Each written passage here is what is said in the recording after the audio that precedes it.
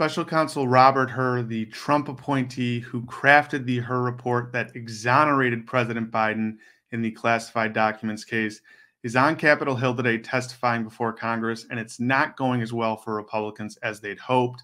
There's a few great clips from both Jamie Raskin and Jerry Nadler that I'm going to show you, but first, just recall the Hur report, while it exonerated President Biden, it said things like President Biden couldn't remember the date his son died, and included general statements like the president has general lapses in memory. Now, that has turned out to be a lie. The transcript of the interview shows that Biden knew the exact day his son passed, which leads us to believe one thing, that this was a motivated political opponent of the president, and he still exonerated Biden because there was simply nothing there. But what does it also say? That it was Special Counsel Hur who had memory issues during the interview. You can't make this up. Here's directly from the report said by Hur, quote, "Please correct me if I'm misremembering. Am I misremembering? I may be misremembering," end quote. Unreal. Now, Jim Jordan started off the hearing in a bizarre way with 10 minutes of President Biden speaking, trying to show that the president is cognitively impaired. Here's how Jerry Nadler responded to that. Here, too, the record speaks for itself. One of the great memories of all time. James Webb. I don't remember the names. Don't remember the name. Viktor Orban. Did anyone ever hear of him? He's the leader of Turkey. By the way, they never report the crowd on January 6th. You know, Nikki Haley is in charge of security. 3 years later, how about that? Did you actually have a one-on-one with Comey then? And not much, not even that I remember. I like mosquitoes. We have languages coming into our country. We have nobody that even speaks those languages. They're truly foreign languages. Nobody speaks them. Saudi Arabia and Russia will repeat your... Oh. I have a really good memory. Your next wife was a woman by the name of Marla Maples. That's right. Do you recall what years you were married to Ms. Maples? It's called like Up Here, and it's called Memory, and it's called other things. So you don't remember saying you have one of the best memories? I don't remember that. And Putin, you know, has so little respect for Obama that he's starting to throw around the nuclear word. You heard that, nuclear. We have to win in November, or we're not going to have Pennsylvania.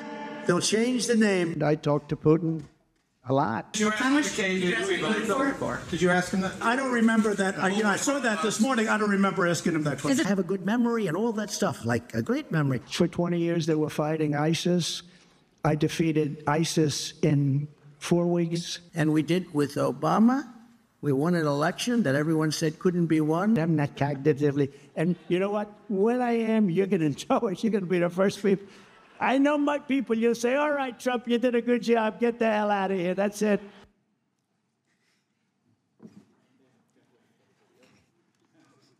That is a man who is incapable of avoiding criminal liability, a man who is wholly unfit for office, and a man who, at the very least, ought to think twice before accusing others of cognitive decline.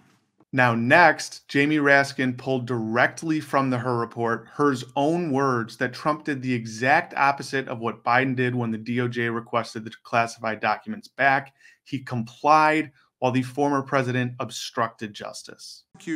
Trump allegedly did the opposite. According to the indictment, he not only refused to return the documents for months, but he also obstructed justice by enlisting others to destroy evidence and then to lie about it. Unquote. He returned only a portion of subpoenaed documents and deliberately withheld the rest. Unlike President Biden, Trump did not alert the National Archives or DOJ of the documents, nor did he turn over all the classified materials in his possession. He did not agree to sit down for a voluntary interview with the special counsel. He never consented to a search of his home. On the contrary, Trump suggested that his attorney hide or destroy evidence requested by the FBI and the grand jury. Trump carefully instructed his aide to move boxes of classified documents to hide them from the FBI. Trump tried to delete incriminating security tape footage from Mar-a-Lago, and he got his attorney to provide a false certification to the FBI saying he had produced all the documents in his possession. He did not. Given that this report is so damning in the contrast between Biden and Trump, it is hard for me to see why our colleagues think that this hearing advances their flailing and embarrassing quest to impeach the President of the United States. What America sees today is evidence of one president who believes in the rule of law and works to protect it, and one who has nothing but contempt for the rule of law and acts solely in pursuit of his own constantly multiplying corrupt schemes. I yield back. Jerry Nadler then followed up with this questioning of the Trump-appointed special counsel, Hur, where he basically gets the special counsel to admit that Trump's conduct was, in fact, criminal in nature. Understanding President Biden's intent was that he quickly and voluntarily returned those documents to the government, correct? That was a factor in our analysis, yes. Thank you.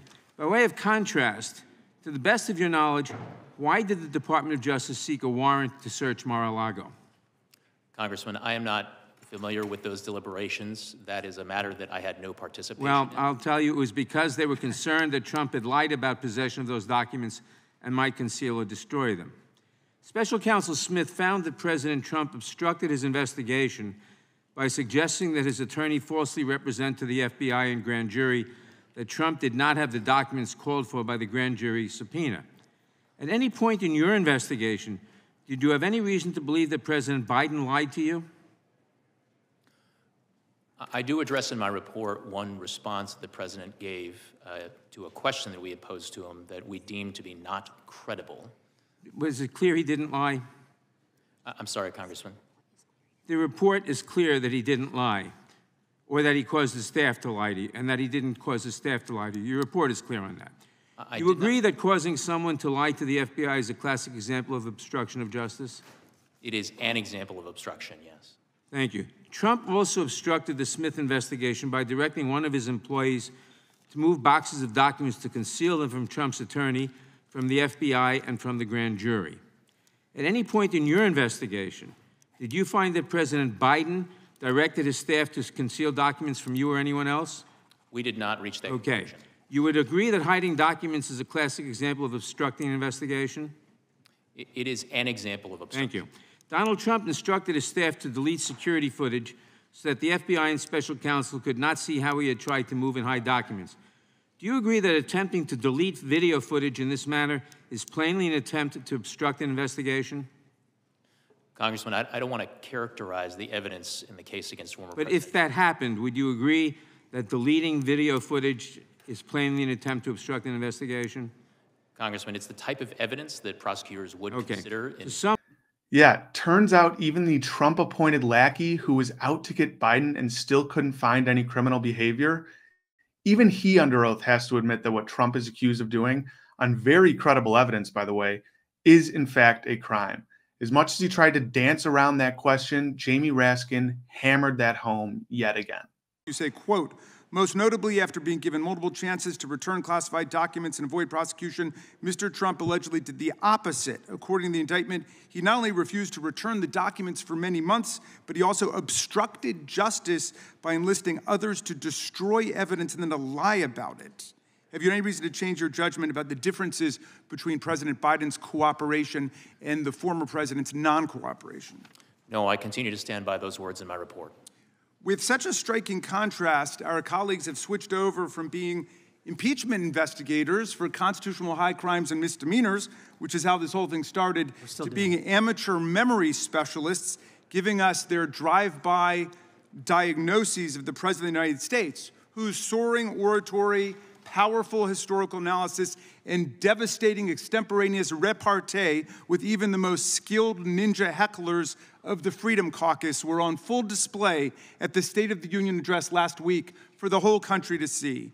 The desperate quest to invent an issue is a distraction from the 91 federal and state federal charges that Donald Trump faces now, his staggering civil court losses in New York now totaling more than $500 million, and his full-blown embrace and romance with authoritarian dictators and communist tyrants all over the world, from Viktor Orban in Hungary to Vladimir Putin in Russia, the former head of the KGB, to the communist dictator of North Korea. So there you have it. The Trump-appointed special counsel, Robert Hur, stating very clearly, despite Republicans' best efforts, that there is no comparison between what President Biden and Donald Trump did. And Republicans know that. This is a politically motivated witch hunt of President Biden designed to distract us from the fact that the former president is playing footsie with dictators, our adversaries, and attempting to usher in a new era for America, one where we romanticize our adversaries and authoritarian nations across the world and scorn our allies. No one in the Republican Party can seem to stand up to Trump on that, so instead, they do what they do in those countries, concoct false narratives and schemes to try and frame their political opponents.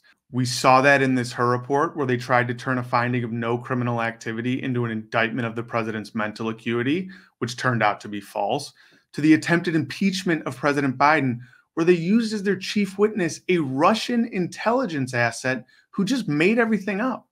Let's face it, they've got nothing and they're grasping at straws. Anything to avoid legislating and to avoid dealing with the fact that the leader of their party is an aspiring autocrat who worships at the altar of our enemies. Now, we're going to keep you up to date with all the latest in this hearing and everything going on with the Republican Party's sycophantic attempts to destroy our president over nothing while shielding their traitor of a leader from scrutiny. So be sure to like, subscribe, and set notifications. With Really American, I'm Justin Horwitz. Thanks.